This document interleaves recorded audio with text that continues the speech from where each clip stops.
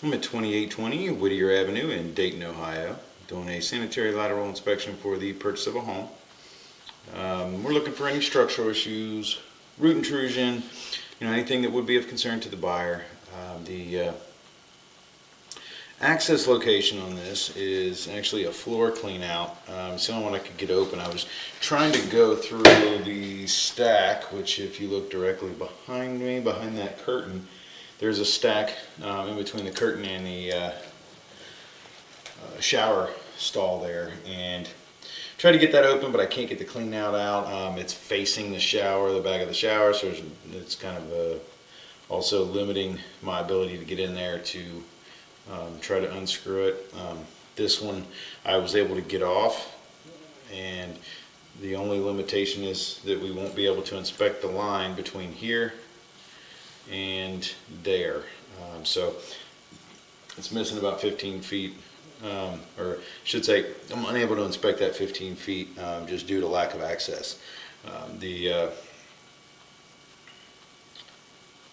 This access here does, if you can see, it kind of goes in at an angle, and that's where it kind of limits this, is that you can't go backwards to go upstream. Basically you're stuck, it sends you outside. Now in most cases it's the exterior line that you really want to inspect. That's where you have a lot of the root intrusion, obviously, and on houses this age you have cast iron on the inside and clay on the exterior, and the clay is where the roots get in once you exit the house.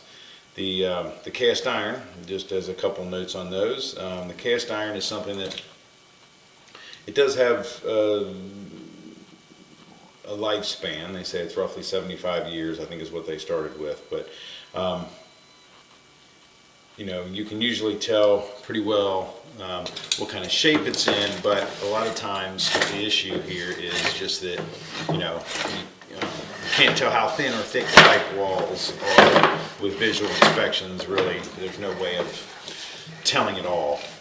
So what we try to do is just kind of look for any obvious issues. And so with this, another big problem with these things is that cast iron tends to leave these, as you can see, cast iron tends to have some really nasty stuff sitting on the bottom, and when you go through in these cleanouts, you basically push the camera right into it before you ever start, and so you end up not being able to see. So I do have a little standoff on the camera that's supposed to kind of help with that, but the rust from the cast iron it's like a black soot. It's almost like liquid charcoal, and so it doesn't look that bad, but you try to, as you can see, basically what I have to do here is pause the video, run some water upstairs, and try to keep the line rinsed off, or the camera rinsed off, excuse me. And so that's what I'm going to do. I'm going to pause the video, I'm going to go upstairs, I'm going to run some water. It'll also give us an opportunity to make sure that the line, that the water is making it from there to here. These should have been checked during the whole home inspection, so it shouldn't be too bad.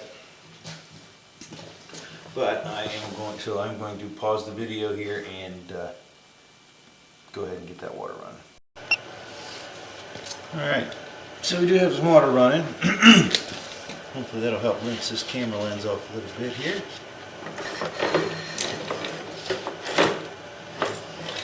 Also don't know how long the house has been empty, so sometimes that'll contribute.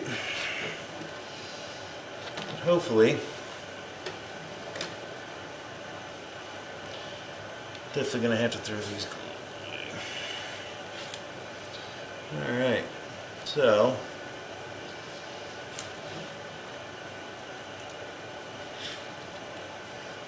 there we go. Let's try this again. Hopefully with the water running by, it'll keep that lens from getting all smudged up there.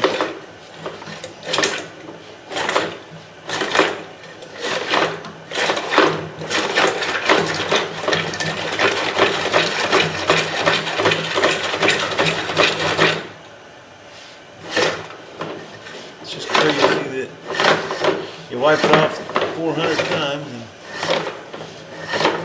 And sometimes what we're forced to do just kind of.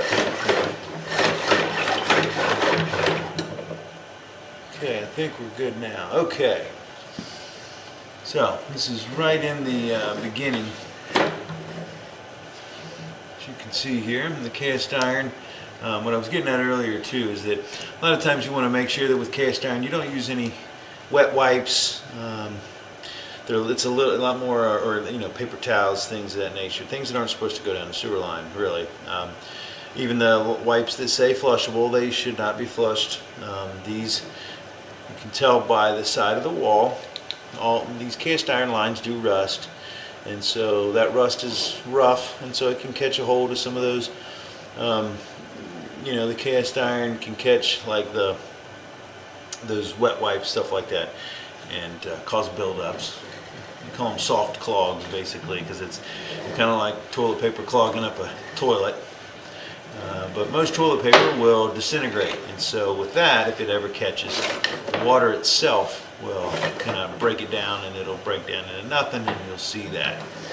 So I should probably zero out the line. As you can see, right here is where we go in, and so this is basically a zero mark from where the bottom of the clean out is. And so, but the cast iron looks like it's in pretty good shape actually for the year. Does look like it's holding shape well, and the water is making it through at the same rate that it is running, which is also a good sign for those areas that we were unable to access. And then right here is where it switches over to from cast iron into the clay, changing material. So it's not uncommon to see a little bit of stuff sitting there where it kind of goes into the larger line here, and then that first section with the water running, you see just a little bit of root intrusion there on the top right. Again, root intrusion with clay lines is very, very common, and this is very light. Obviously it's not obstructing flow at all or preventing me from getting my camera to go down there or anything like that. It's just some very small amount of root intrusion. It is something that you will have to pay attention to, obviously. It's something you want to monitor. But you can see these connections are only about 3 feet in length, and so there's just or these lengths of pipe. So there's a lot of connections, and so it is very common because the way these are put in, the packing in at those connections can kind of shrink and break down, and there's nothing trees love more than fertilizer and water all in one place. And so you can see so far there's a few spots of roots. It's not blocking flow at all at this point, but they get to the point where they're starting to reach into the flow line, and they can do kind of similar things as what we were talking about with the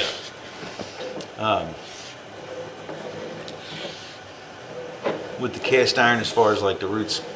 Basically they'll catch material.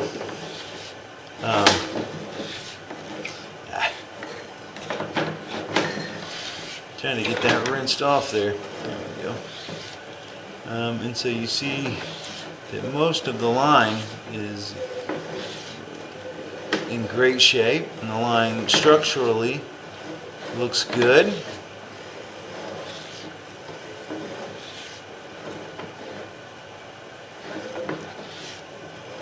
Looks like some soap suds there to push on through and see if we can rinse that off. Of course, it's going to get all over that. There we go.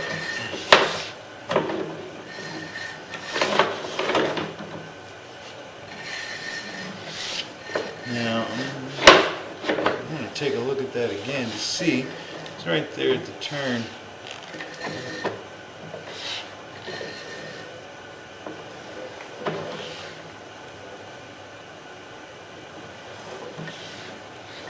And there we are at the main. Okay. So we've made it all the way to the sewer main. 44 feet in front of the house, which is not, you know, it's not strange since the house is so close to the street. And the line looked good structurally.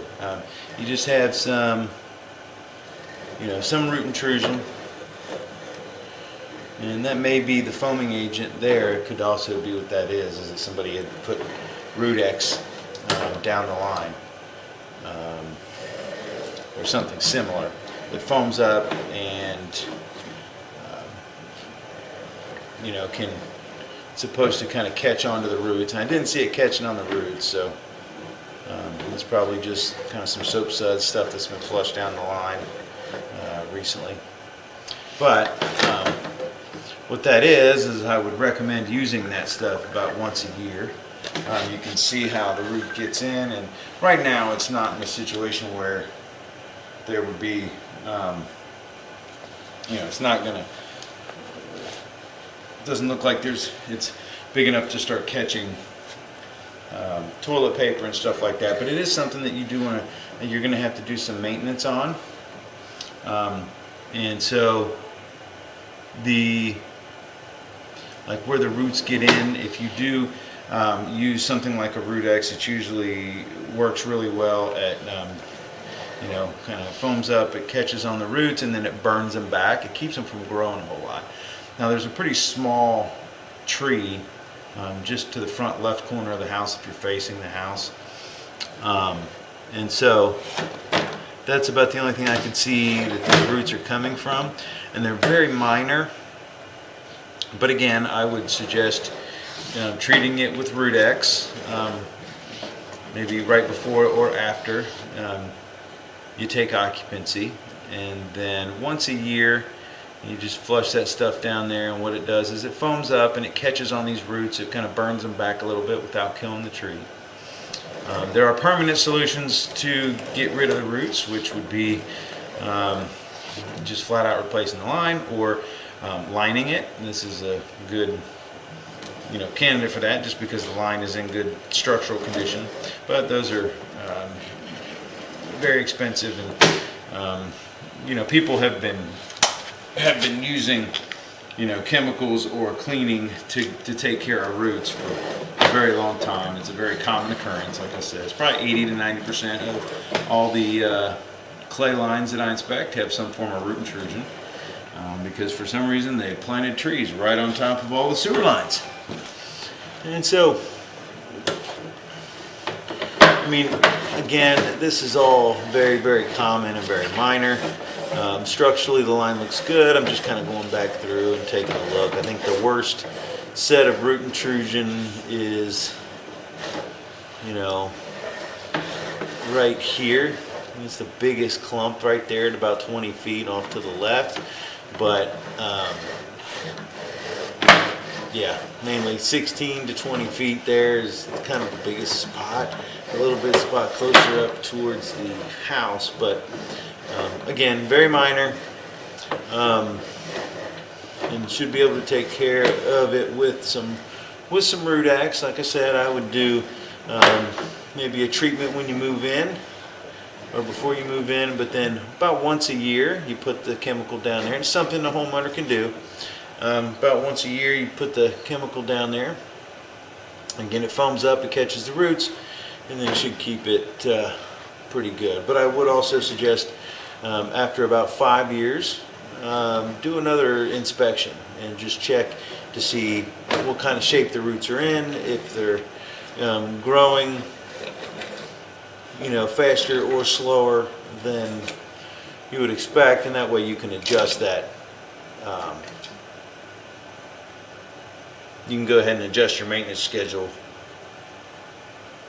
based off of how much roots you have in the line, because you might be able to get away with, you know, a longer time frame in between treatments, just because, or if they've grown a lot faster in that time span, you may have to get a cleaning done, which is again a very common procedure, using like a larger snake to get in there